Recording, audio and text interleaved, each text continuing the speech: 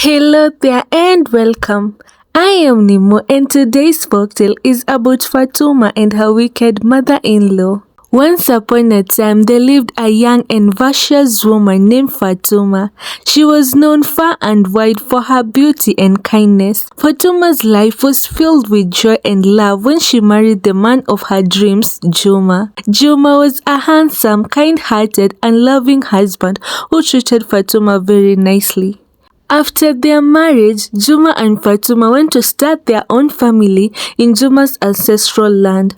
Fatuma was very excited. Little did she know that her journey will be filled with trials and tribulations, for her mother-in-law, Halima, was a woman of wickedness.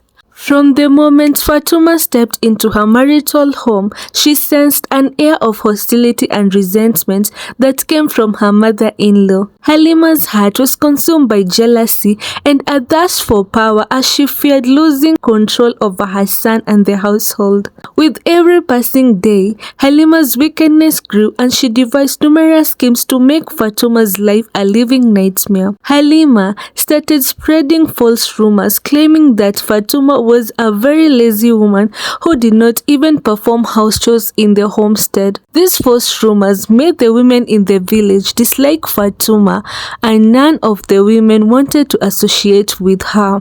Even during the period when Fatuma was pregnant, Halima did not stop treating her badly. She would order Fatuma to wash clothes for her without considering that she was carrying her own grandchildren. Halima even went to the extent of verbally abusing Fatuma, claiming that she was a useless woman and that her son had made a mistake marrying her. Halima constantly challenged Fatuma's authority as the wife to his son and attempted to undermine her decision. She would criticize Fatuma's choices in running the household and parenting her children, disregarding Fatuma's wishes and choices.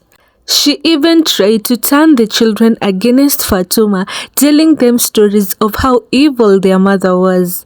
In short, Halima's hatred and jealousy became a great source of pain in Fatuma's life. Halima was excited and thrived on creating division within the family.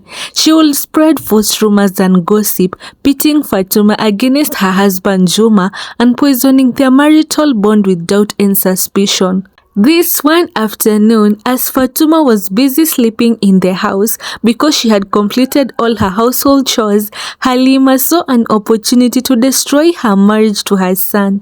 She went and bribed a handsome man called Jengo and commanded him to enter Fatuma's house. Because Halima knew the time that Juma came from work, this was the plan. Jengo should enter Halima's hut, and then when Halima sees Juma coming, she will whistle and Jengo will come out of Fatuma's hut, and this will make Juma think that her wife Fatuma had a love affair with Jengo. That day, when Juma was approaching to the hut, Halima whistled and everything happened according to their plan. Juma was very angry and woke up Fatuma with slaps and beatings. Fatuma, who was innocently asleep, woke up with fear, not knowing what had happened. Juma was very angry, demanding for an explanation based on what he had seen. He told her to explain what type of relationship she had with Jengo. Fatuma, still in confusion, cried, explaining to her husband that she was just asleep and did not know who Jengo was, and she did not realize that he was in the house. Fatuma begged Juma to believe in her and her undying love for him, but Juma was very angry and he left the house. Weeks passed, but Juma was nowhere to be found. He had left without saying where he had gone to and with no goodbyes. The children missed their father and will constantly ask Fatuma where their dad had gone. Halima, on the other hand, did not stop blaming Fatuma for her son's disappearance. She hurled insults at her and spread rumors all over the village that Fatuma was unfaithful to her husband.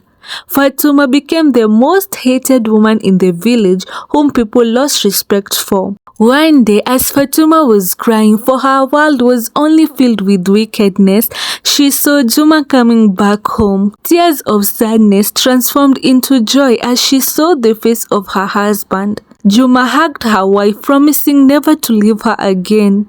During the weeks that Juma had been away, Django had approached him and confessed everything Halima had forced him to do. It was in that moment that Juma realized that his wife was innocent and a loyal wife. Juma confronted his mother Halima, who begged for forgiveness and claimed that she will never do evil deeds to them again. Halima even went to the extent of begging Fatuma for forgiveness, and since Fatuma was a kind-hearted soul, she forgave her, claiming that she was the grandmother of her children. Halima stopped treating Fatuma badly, and she became so kind and loving towards her.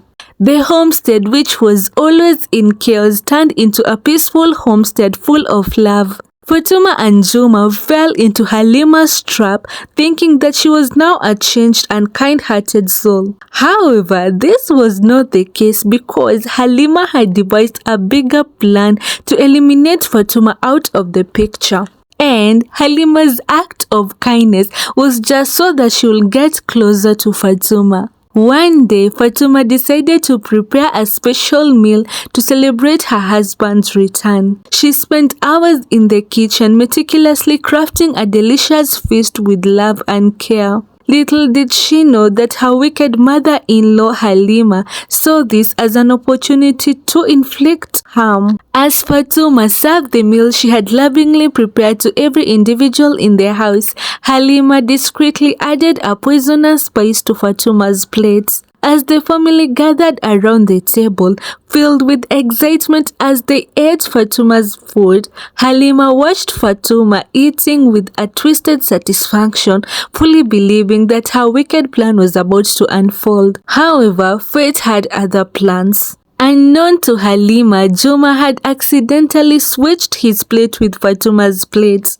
He took a bite of the poisoned plate, completely unaware of its dangerous contents. Moments later, Juma's face contorted in pain as he realized something was wrong. Fatuma, quick to notice the change, rushed to his side in panic.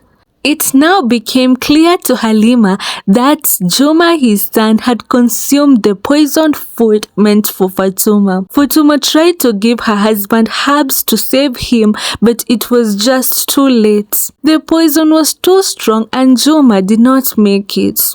In an instant, Halima's heart was filled with guilt and remorse as she watched her son lying on the ground dead and the sight of her crying grandchildren. The realization of the consequences of her wickedness crashed upon her like a wave. Overwhelmed with guilt, she confessed her sinister act, tears streaming down her face. Fatuma, devastated by the turn of events, confronted Halima with a mixture of anger and sorrow. She demanded an explanation for such a heinous act. Halima, trembling with remorse, confessed to her jealousy and envy, acknowledging the depth of her wickedness. The community, upon hearing the shocking revelation, was filled with outrage. The village elders convened to discuss the grave offense committed by Halima. Recognizing the severity of her action, they unanimously decided on a severe punishment. Halima was banished from the community, forever exiled from her family and the village she once called home. It was a lesson that wickedness will not be tolerated and the consequences of her actions will forever haunt her.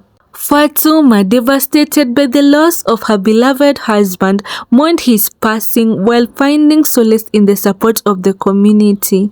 Over time, she healed from the pain that had inflicted her, and she forged a new path filled with love, resilience, and the strength to overcome even the darkest of trials. The villagers helped her to raise the children with love and compassion, and one of the farms owned by all the villagers was named after Juma to keep his memory with them always. With time, Fatuma was able to find love again, and with the blessing of her children and that of all the villagers, she got married to a kind-hearted man named Kinoti. Kinoti loved Fatuma and treated her children with love and respect, and he became a fatherly figure to them. So, what's the moral lesson? This folktale teaches us that we should not be jealous of others or have envy for them. Instead, we should celebrate their achievements and be kind and loving to all around us. This folktale is also a reminder that jealousy is poison and it can destroy and kill. Anyway guys, that was it for today's folktale, and I hope that you enjoyed it and learned something out of it. I hope to see you guys in my next video. Kwaheri!